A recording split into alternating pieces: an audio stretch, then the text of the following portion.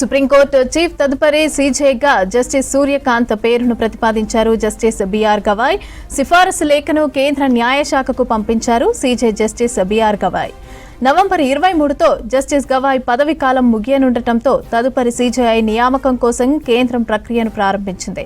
సర్వోన్నత న్యాయస్థానంలో ప్రస్తుత సీజే జస్టిస్ బిఆర్ గవాయ్ తర్వాత జస్టిస్ సూర్యకాంత్ సీనియర్ న్యాయమూర్తిగా ఉన్నారు. ఆయన నియామకానికి రాష్ట్రపతి ఆమోదం లభిస్తే 53వ ప్రధాన న్యాయమూర్తిగా నవంబర్ 24న ప్రమాణం చేయనున్నారు. హర్యానాలోని హిస్సార్ జిల్లాలో జన్మించిన జస్టిస్ సూర్యకాంత్ 2019 మే 24న సుప్రీంకోర్టు న్యాయమూర్తిగా బాధ్యతలు చేపట్టారు.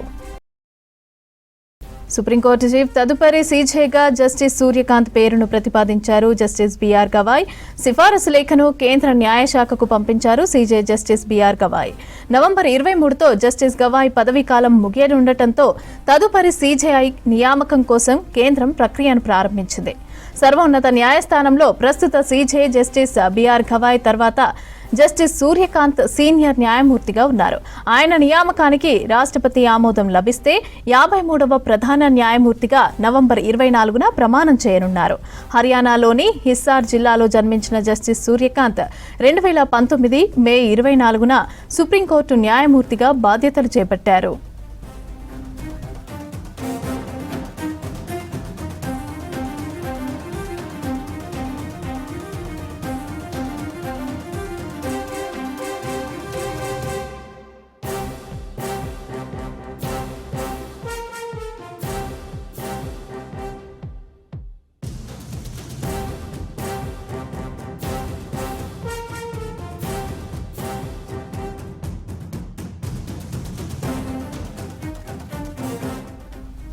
సుప్రీంకోర్టు చీఫ్ తదుపరి సీజేగా జస్టిస్ సూర్యకాంత్ పేరును ప్రతిపాదించారు. జస్టిస్ బిఆర్ గవాయ్ సిఫారసు లేఖను కేంద్ర న్యాయశాఖకు పంపించారు. సీజే జస్టిస్ గవాయ్ నవంబర్ 23తో జస్టిస్ గవాయ్ పదవీకాలం ముగియనుండటంతో తదుపరి సీజేఐ నియామకం కోసం కేంద్రం ప్రక్రియను ప్రారంభించింది. అయితే సర్వోన్నత న్యాయస్థానంలో ప్రస్తుత సీజే జస్టిస్ బిఆర్ గవాయ్ తర్వాత జస్టిస్ సూర్యకాంత్ సీనియర్ న్యాయమూర్తిగా ఉన్నారు. ఆయన నియామకానికి రాష్ట్రపతి ఆమోదం లభిస్తే 53వ ప్రధాన న్యాయమూర్తిగా నవంబర్ 24న ప్రమాణం చేయనున్నారు.